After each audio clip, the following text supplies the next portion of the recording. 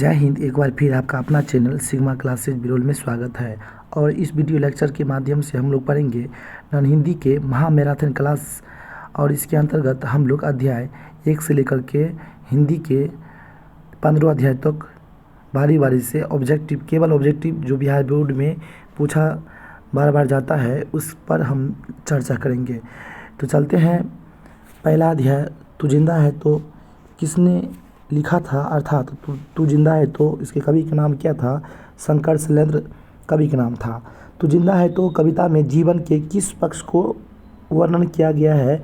जीवन के आशावादी पक्ष का उल्लेख कवि शंकर शैलेंद्र के द्वारा किया गया है। फिर दूसरा प्रश्न आपको देखना है, कवि शंकर शैलेंद्र तू जिंदा है तो कवि शंकर शैलेंद्र तू जिंदा है तो कविता में आज़ादी प्राप्त करने की बात कही है और देशवासियों को इसके लिए संगठित होने की भी बात कही है। स्वराज का अर्थ क्या होता है? आज़ादी। स्व मतलब अपना, राज मतलब शासन। स्व मतलब अपना राज्य, मतलब खुद का राज्य। स्वराज का अर्थ होता है आज़ादी और चमन का अर्थ होता है फुलवारी। चमन का अर्थ क्या होता है? फुलवारी। तो जिंदा है तो कविता में कवि ने मुसीबतों के सिर कुचलने की बात कही थी। कवि ने मुसीबतों के सिर कुचलने की बात कही थी। फिर कवि मनुष्य को हौसला और उत्साह दोनों उत्साहपूर्ण जीवन जीने की प्रेरणा देते हैं।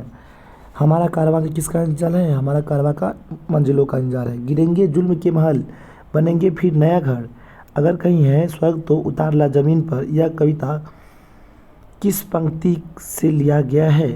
अर्थात यह पंक्ति किस कविता से लिया गया है? तो आपको ध्यान रखना है, तू जिंदा है तो जिंदगी की जीत पर यकीन कर कविता से लिया गया है। स्वाभिमानी व्यक्ति ही जिंदा माना जाता है। तू जिंदा है तो शीर्षक पाठ गद्य की विद्या का नाम क्या है? कविता है। क्या है? कविता। उसके बाद तू जिंदा है तो कविता के कवि का नाम क्या है? शंकर शैलेंद्र। क्या नाम है? शंकर शैलेंद्र है। शंकर शैलेंद्र आपको ध्यान रखना है। विनाश के बाद क्या आता है? विनाश के बाद फिर से नया निर्माण आता है। तो जिंदा है तो कविता में कवि ने अपने इस कविता के माध्यम से यह संदेश दिया है कि मनुष्य को कठिनाइयों को भूलकर अपने लक्ष्य प्राप्ति पर ही फोकस करनी चाहिए। अध्याय 2 हम लोग अध्याय 2 पर चर्चा करेंगे और इस अध्याय 2 का नाम है ईदगाह, जिसके लेखक का नाम है प्रेमचंद्र, जो हिंदी साहित्य के बहुत ही प्रसिद्ध रचनाकार, निबंधकार और उपन्यासकार के रूप में भी जाने जाते हैं। ईदगाह कहानी के कहानीकार का नाम क्या है? प्रेमचंद्र है। कौन है? अर्थात ईदगाह कहानी किसके द्वारा लिखी गई थी? प्रेमचंद के द्वारा लिखी गई थी। और ईदगाह कहानी किस पर आधारित है? तो मनोविज्ञान पर आधारित है। बाल मनोविज्ञान पर ईदगाह कहानी आधारित है। रमजान कितने दिनों के बाद आता है? 29 या 30 दिन के बाद रमजान आते हैं। हामिद कितना साल का बालक था? हामिद 4-5 साल का बालक था। हामिद कितना साल का बालक था? 4-5 साल का हामिद बालक था। बूढ़ी दादी का नाम क्या था? बूढ़ी दादी का नाम क्या था? अध्याय 2 में से लिया गया प्रश्न है। बूढ़ी दादी का नाम अमीना था।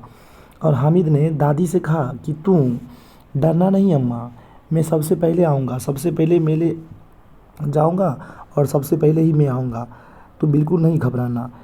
मेले में समी ने क्या खरीदा था? मेले में समी ने खंजरी खरीदी थी। मोहसिन मेले में क्या खरीदता है? रेवड़ियाँ खरीदता है, मिठाई खरीदता है तथा इसके पास मोहसिन के पास कितने पैसे होते हैं? तो 15 पैसे मोहसिन के पास होते हैं। अभावग्रस्त जीवन बालक के मन को वयस्क की तरह सोचने के लिए मजबूर कर देता है। यह कथन ईदगाह कहानी से लिया गया है। और अभावग्रस्त जो बालक था हामिद था। क्या नाम था? हामिद था। जो क्योंकि इसके पिता हेजे के कारण इसकी पिता की मृत्यु हो गई थी और माँ, इसके पिता के शोक के कारण ही माँ की भी मृत्यु हो गई थी, जिसके कारण ये हामिद अकेला बालक था जो 4-5 साल का था, दुबला पतला शरीर था और इसका जो परवरिश हो रहा था दादी के पास हो रहा था, जिसके कारण ही ये अभावग्रस्त था। इसलिए ही इन्होंने मेले में मिठाई, खंजरी और अन्य खिलौने की अपेक्षा अपनी दादी के लिए क्या खरीदे थे? चिमटा खरीदे थे। ये बात आपको ध्यान रखना है। हामिद खिलौने की जगह दादी के लिए चिमटा खरीदता है, क्योंकि हामिद जानता था कि खिलौने हैं ना, मिट्टी पड़ने के बाद खिलौने टूट सकते हैं, फूट सकते हैं, जिसके कारण ये हामिद खिलौने की जगह दादी के लिए चिमटा खरीदते हैं। गांव से ईदगाह कितने कोस दूर पर स्थित था? गांव से ईदगाह 3-4 कोस दूर पर स्थित था। हामिद के दोस्तों के नाम क्या थे? हामिद के दोस्तों के नाम महमूद, नूरे, मोहसिन और सम्मी थे। मेले में हामिद ने चिमटा खरीदा क्योंकि रोटी सेकते समय दादी की हाथ तवा पर जल जाता था, जिसके कारण ही मेले में अन्य चीज़ खरीदने की अपेक्षा हामिद ने चिमटा ही खरीदा था। ईदगाह कहानी वंचित बचपन की परिस्थितियों पर मार्मिक ढंग से टिप्पणी करता है। ईदगाह कहानी किसके बचपन पर? हामिद के बचपन पर टिप्पणी करता है। हामिद के बचपन पर टिप्पणी करता है, आपको ध्यान रखना है। फिर आ रहा है नेक्स्ट प्रश्न।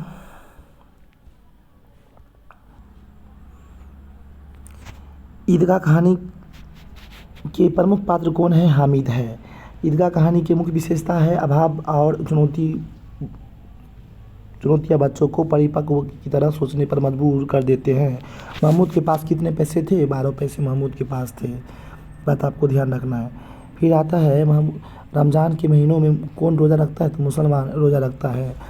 ईद के दिन कौन उदास थी? ईद के दिन अमीना ईद के दिन उदास थी क्योंकि घर में दाने कुछ नहीं थे और खाने के लिए कुछ फल और सब्ज़ी भी नहीं थे, इसलिए ही ईद के दिन अमीना उदास थी क्योंकि अभाव उसके ईद के दिन अमीना के घर में अभाव था क्योंकि इसके बेटा और इसकी पुतों की मृत्यु हो चुकी थी, जिसके कारण ही इसका घर जर्जर और गरीबी से इसका घर बस बदतर हो चुका था। नूरे को वकील खिलौने से प्रेम था। गदगद का अर्थ होता है प्रसन्न होना। गदगद का अर्थ क्या होता है? प्रसन्न होना।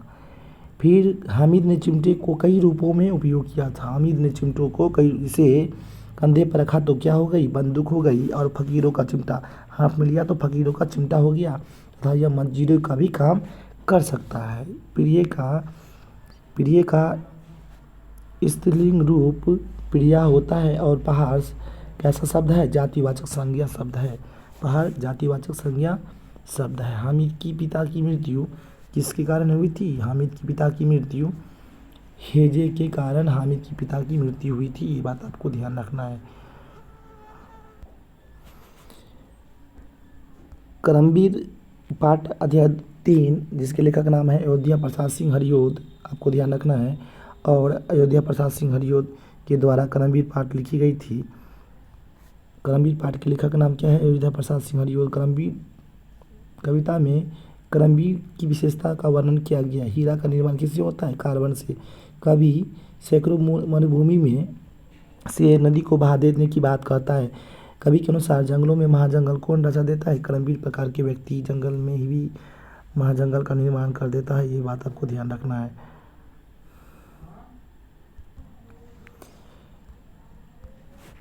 कवि के अनुसार जंगलों में महाजंगल रचाने वाला काम कौन करता है? करमबीर। सभ्यता और संस्कृति के रक्षक निर्माणकर्ता कौन होते हैं? करमबीर।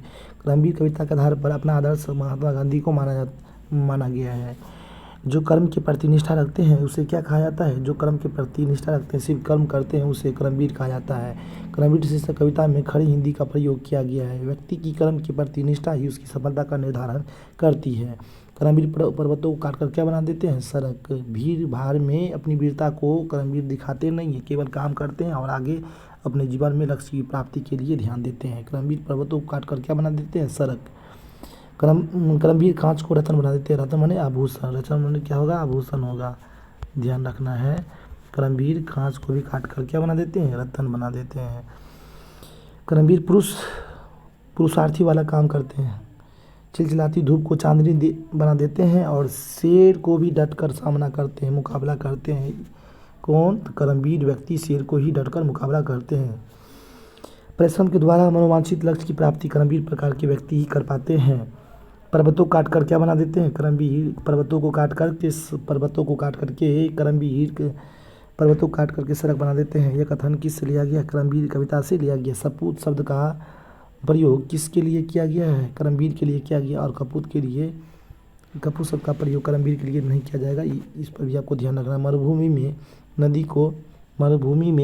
नदी को क्या कहा गया? करमबीर बहा देते हैं। आज के काम को कल पर नहीं टालते हैं, ये दीर्घसूत्री कहलाते हैं। करमबीर ये ऐसा कर सकता है। पर्वत का पर्यायवाची शब्द क्या है? गिरी। पर्वत का पर्यायवाची शब्द है गिरी।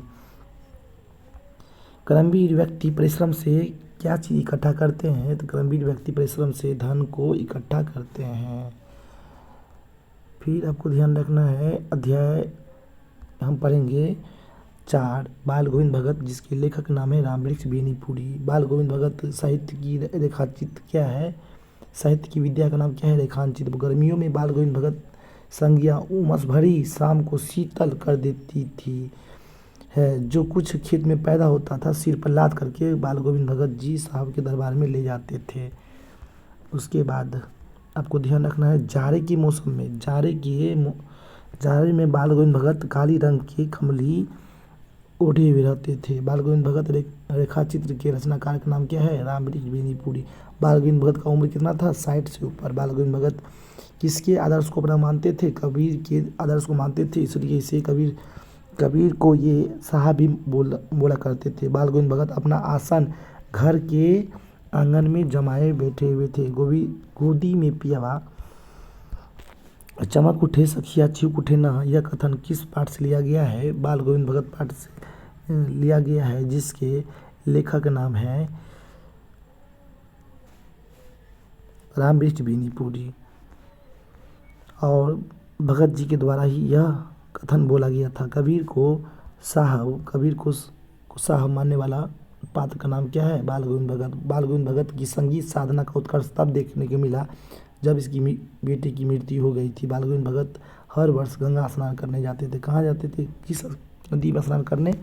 गंगा नदी में। बाल गोविंद भगत के कितने बेटे थे? एक बेटे थे। ये भी बात अति महत्वपूर्ण है, इसको ध्यान रखना है।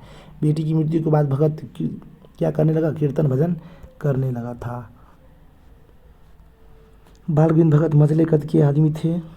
भगत को लोग प्यार से क्या कहते थे? साधु कहते थे। भगत का बेटा सुस्त और बोधा सा था। लेखक रामवृक्ष बेनीपुरी भगत के गाने को सुन करके मंत्रमुग्ध हो जाते थे।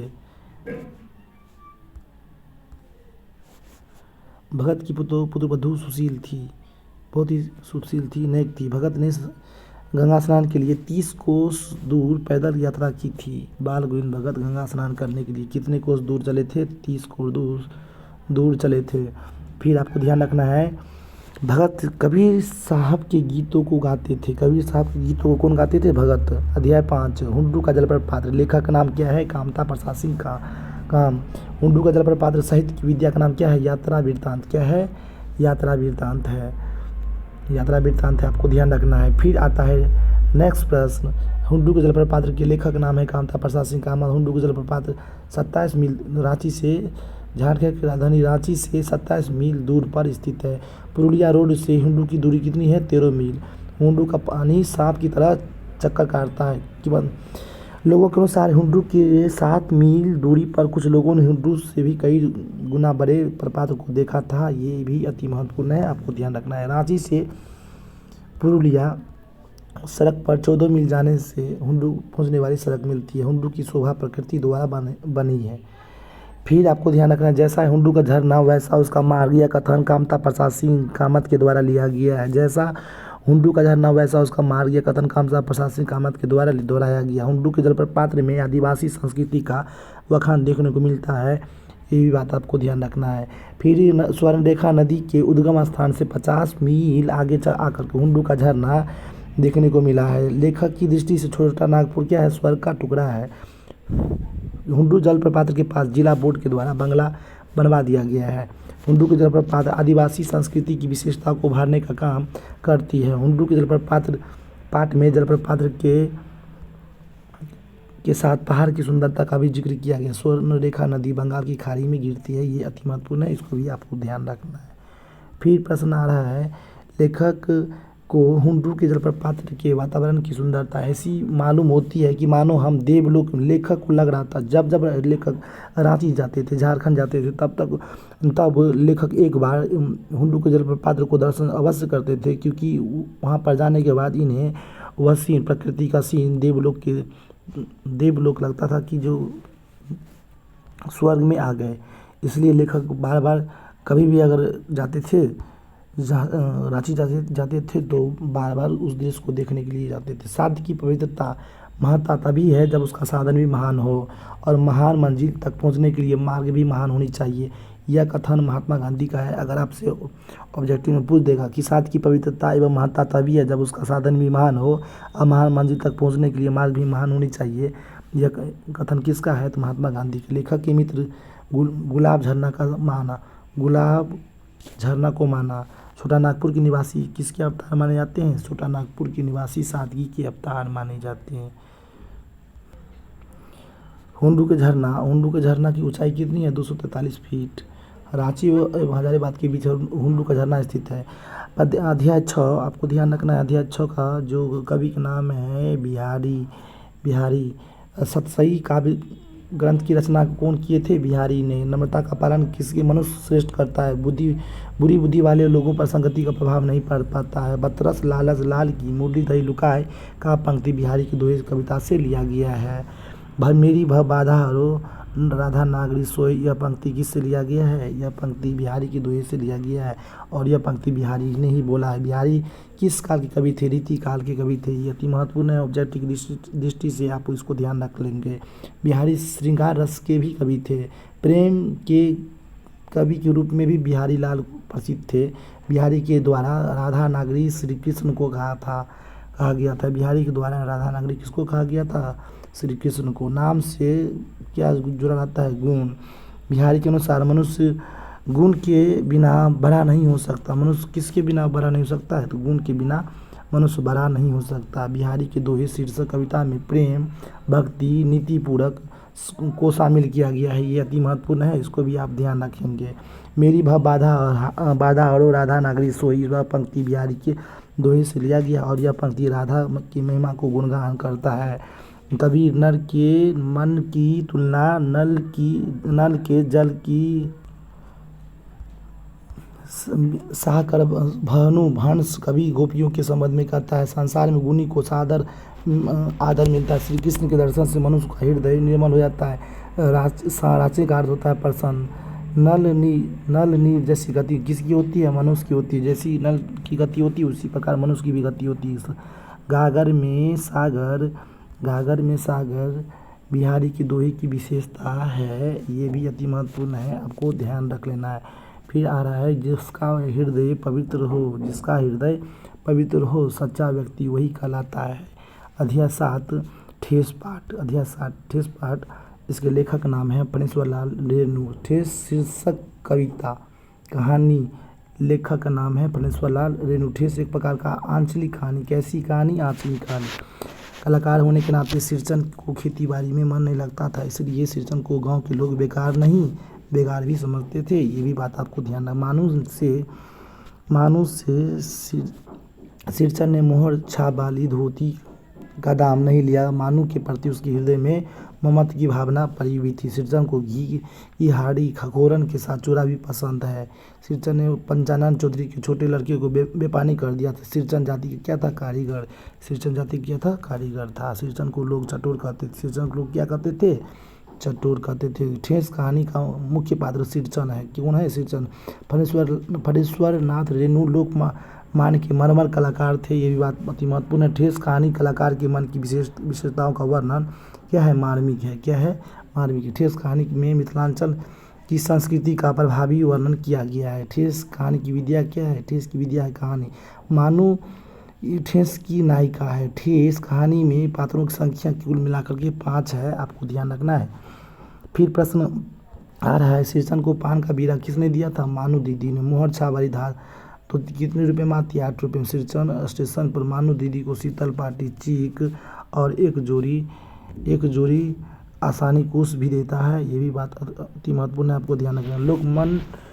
लोकमान के मरमर कलाकार कौन कहा जाते हैं? फणीश्वर लाल नाथ रेणु के कहा जाता है। ये बात अति महत्वपूर्ण है। बच्चे की दुआ कौन लिखा है? तो मोहम्मद इकबाल के द्वारा। बच्चे की तमन्ना इंसान से की गई है। बच्चे की तुलना फूल से की गई। अल्लाह और ईश्वर में कोई फर्क नहीं होता है, दोनों एक ही नाम होते हैं।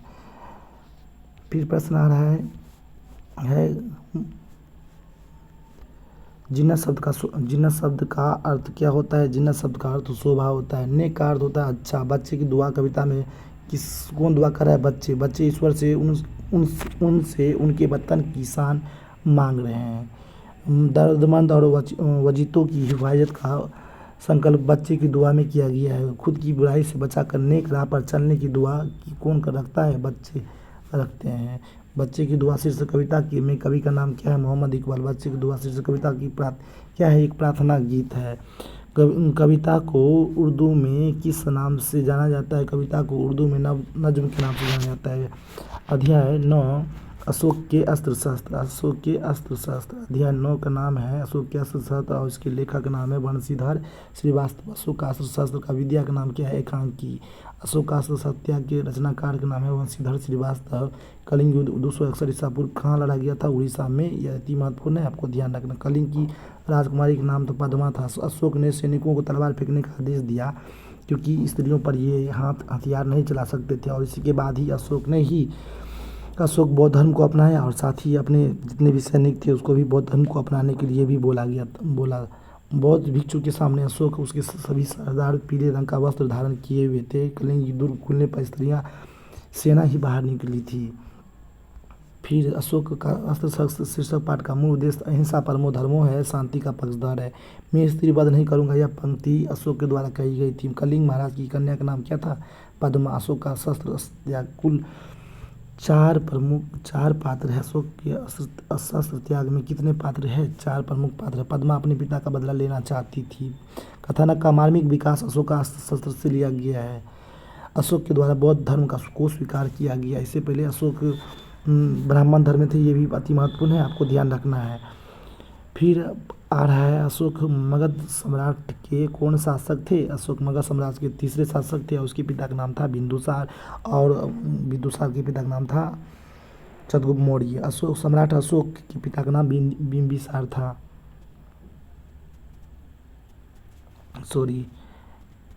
बिंदुसार, आपको ध्यान रखना है। कलिंग का युद्ध 4 वर्षों में तक चला था। घोड़े पर पद्मा का सफर। पद्मा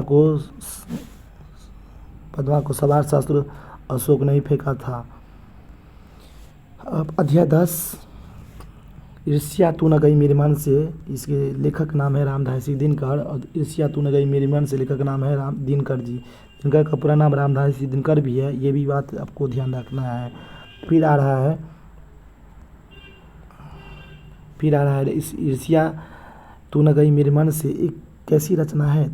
यह जो रचना है, ये जो निबंध लिया गया है, यह जो निबंध है विचारात्मक निबंध है। कैसी निबंध है? तो विचारात्मक निबंध है। ईर्ष्या को अनोखा वरदान कहा जाता है। ईर्ष्या की बेटी का नाम निंदा है। यार ये तो बाजार की मक्खियाँ हैं जो अकारण हमारे चारों ओर भिनभिनाया करती है। कथन है नृत्य का। कथन किसका है? नृत्य का। रामधासी दिनकर जी का जन्म बेगूसराय के सिमरिया गांव में हुआ था। ये बात आपको ध्यान रखना। 1908 ईस्वी में बेगूसराय के सिमरिया गांव में हुआ था रामधासी दिनकर जी का जन्म, जिसे राष्ट्र कवि के रूप में भी हम लोग जानते हैं। और इन्हें भारत रत्न से भी सम्मानित किया गया था, ये भी आपको ध्यान रखना है। लेखक के अनुसार निंदा की माँ का नाम ईर्ष्या है। क्या नाम है? ईर्ष्या। ईर्ष्या तू न गई मेरे मन से शीर्षक पाठ में गद्य की रोचक विद्या को दर्शाया गया। वकील साहब किससे ईर्ष्या के कारण ही वकील साहब सुखी नहीं थे। ईर्ष्या की बड़ी बेटी का नाम क्या है? निंदा है। ईर्ष्या की बड़ी बेटी का नाम मूल रूप से रामधासी दिनकर क्या थे? कवि थे। मूल रूप से रामधासी दिनकर कवि थे। ईश्वर चंद्र विद्यासागर के अनुसार तुम्हारी निंदा वही करेगा जिसकी तुमने भलाई की है।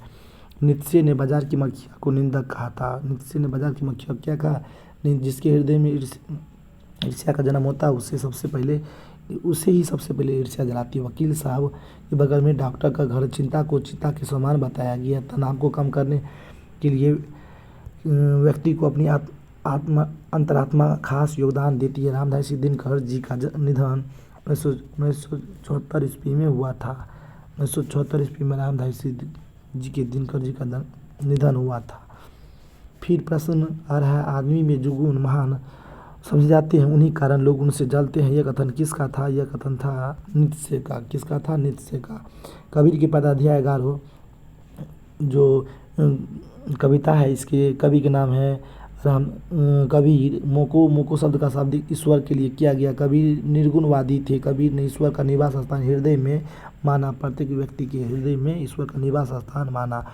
फिर आ रहा है आखिर देखी का कबीर के द्वारा कहा गया। कबीर के द्वारा बाहरी आडंबर का विरोध किया गया। दिखावा को कबीरदास एक संत थे। कबीरदास अक्कर स्वभाव के थे। मुझको कहाँ ढूंढे बंदी में तो तेरे पास में प्रस्तुत पंक्ति कबीर के पद से लिया गया है।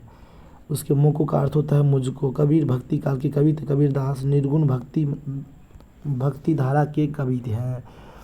फिर आ रहा है प्रश्न आ रहा है कबीर का भाव बोध न सिर्फ तत्कालीन समय से जुड़ता है बल्कि समकालीन समय में भी उसको ये उपादेयता यथावत है। मैं कहता हो आँखन देखी तू कहता कागज़ की लेखी कबीर के पद से लिया गया है। कागज़ का अर्थ होता है कागज़। कबीर ने कागज़ की लेखी की जगह आँखिन देखी की लेखी को दर्शाया अर्थात आँख से देखा हुआ चीज़ को कबीर के द्वारा विश्वास करने की बात कही थी। कागज़ पर लिखा हुआ चीज़ को विश्वास नहीं करते थे। कबीर के अनुसार मनुष्य को ईश्वर के प्रति अनुयायी होने चाहिए। कबीर के पद शीर्षक पाठ की साहित्य विद्या का नाम क्या है तो पद है। कबीर की भाषा साधुकरी था। मलिक मोहम्मद जायसी जी को निर्गुण भक्तिधारा के कवि के रूप में भी जाना जाता है। कबीर के पद की रचना कबीरदास के द्वारा की गई थी। अवधि है 12। विक्रमशिला जिसके रचनाकार है पाठ्य पुस्तक विकास समिति। विक्रमशिला के से संबंधित कुछ ऑब्जेक्टिव आप देखेंगे। विक्रमशिला भारत के बिहार राज्य के भागलपुर जिला के कहलगांव थाना के एक अंतिचक गांव में स्थित है। विक्रमशिला की स्थापना 8वीं सदी में किया गया। विक्रमशिला के प्रांगण में उसके अंदर कुल 5 विश्वविद्यालय हुआ करते थे। विक्रमशिला पाठ साहित्य की विद्या का नाम क्या है निबंध। क्या नाम है निबंध। और विक्रमशिला का अतीत माने पुराना और वर्तमान स्वयं विक्रमशिला सुन रहा था। विक्रमशिला विश्वविद्यालय में कुल कितने गेट थे। विक्रमशिला विश्वविद्यालय में कुल मिलाकर के 6 गेट थे।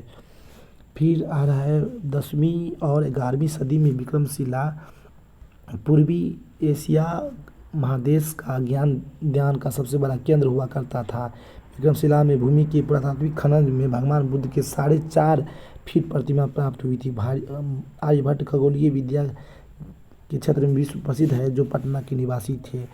लामा संप्रदाय की शुरुआत अतीश दीपंकर के द्वारा की गई थी। अंग महाजनपद भागलपुर से लिया गया। विक्रमशिला विश्वविद्यालय की तुलना कैम्ब्रिज और ऑक्सफोर्ड विश्वविद्यालय से प्राचीन काल में की जाती थी। विक्रमशिला का उद्भव पाल वंश के काल में हुआ था। विक्रमशिला विश्वविद्यालय का सर्वनाश 13वीं शताब्दी में हुआ था। ये भी बात आपको तंत्र विद्या का संबंध भूत प्रेत और मंत्रों से है। तो विक्रमशिला में जो भी नए विद्यार्थियों का आगमन होता था उसे सबसे पहले भिक्षु वर्ग में रखा जाता था। विक्रमशिला विश्वविद्यालय का सर्वनाश तुर्की आक्रमणकारी लुटेरों के द्वारा की गई थी। तुर्की आक्रमणकारी लुटेरों के द्वारा विक्रमशिला का विनाश किया गया था। विक्रमशिला विश्वविद्यालय की स्थापना धर्मपाल के द्वारा किया गया था। तबकाते नासिरी पुस्तक के लेखक का नाम धर्म स्वामी थे। तुर्की ने 13वीं शताब्दी में विक्रमशिला पर आक्रमण किया था। ये बात अति महत्वपूर्ण है, आपको ध्यान रखना। तबकाते नासिरी का पुस्तक ये गलत है, इसका आप लोग अपने स्तर से देख लीजिएगा। क्षतिग्रस्त सील का सत्यापन बीरबल के द्वारा की गई थी।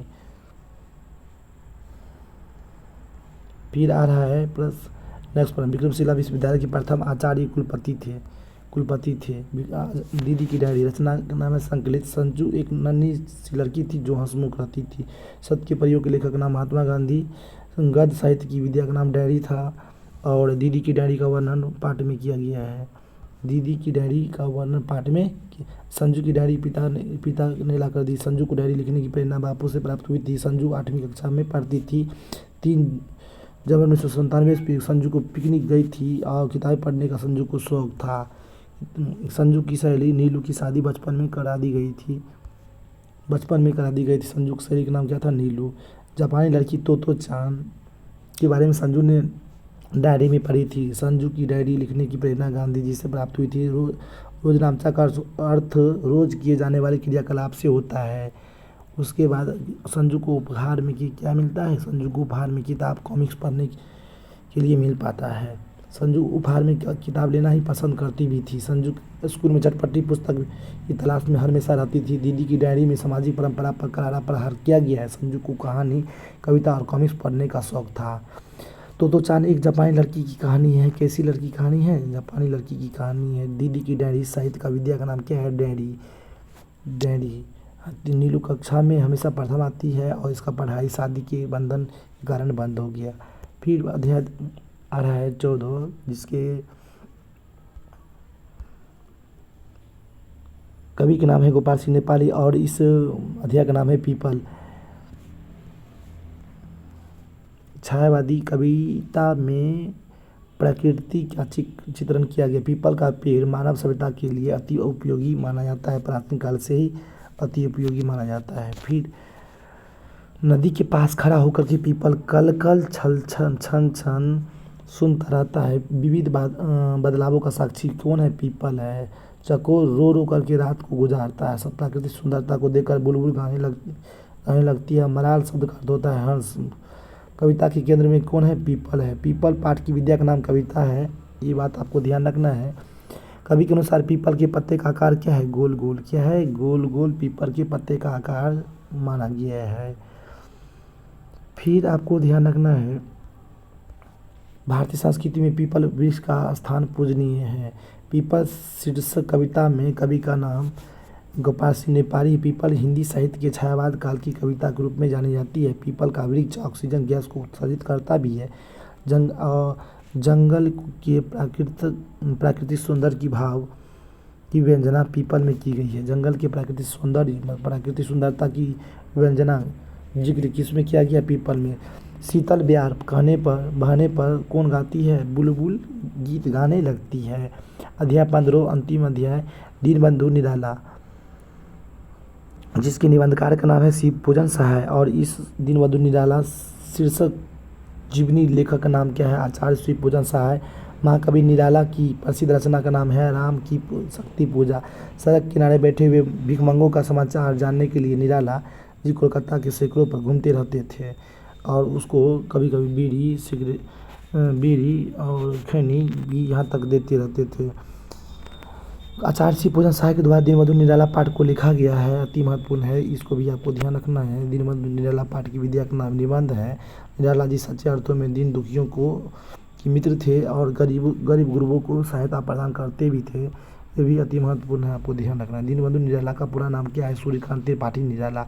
निराला को पुण्यशील कहा जाता है। निराला को क्या कहा जाता है? पुण्यशील कहा जाता है। निराला याचकों के लिए कल्पतरु थे। निराला के सामने में जो व्यक्ति आते थे, याचना करते थे, उसके लिए अपना हृदय तक देने के लिए, अपने शरीर के जिस्म के कोना कोना तक देने के लिए कुर्बान कर देते थे। दीनबंधु निराला बंगाली समाज में दूध मिश्री के तलक घुल मिल गए थे। सूर्यकांत त्रिपाठी निराला आधुनिक काल के बेहद प्रतिष्ठित कवि के रूप में भी जाने जाते हैं। बेलूर मठ कहाँ है? कोलकाता में है।